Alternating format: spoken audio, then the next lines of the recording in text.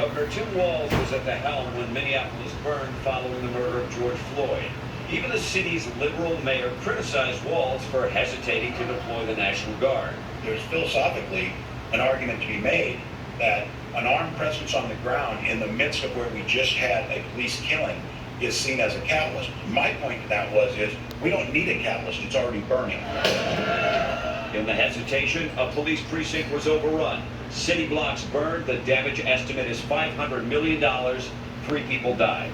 But obviously that was an unprecedented situation, and I think on balance, he handled that as well as we could. It was a moving event. Walz also served in the Army National Guard. For 24 years, I proudly wore the uniform of this nation.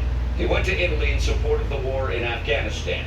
Critics note that he retired in 2005 and ran for Congress before his unit went to Iraq. Given that you abandoned your unit right before they went to Iraq, and he has not spent a day in a combat zone.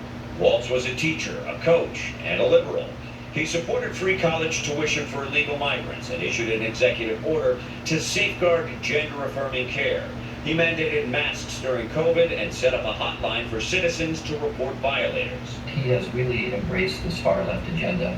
If the Democrats are looking for balance on this ticket, they're not getting it with Tim Walz. With a mugshot from a 1995 DUI making the rounds on social media, Walz was one of the first Democrats to call Republicans weird. You know it, you feel it.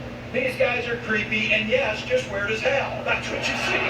That's what you see. And just a short time ago, we tracked down the video of the statement Republicans are referencing when they accused Walz of stolen valor.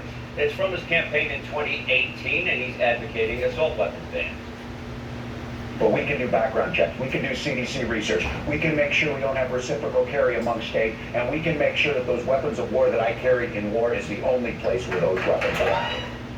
Now, Walz went overseas in support of a war, but it appears he did not seek combat. The Harris Walz campaign said he's a tireless advocate of men and women in uniform. John? Mike Tubman with the latest from Chicago tonight.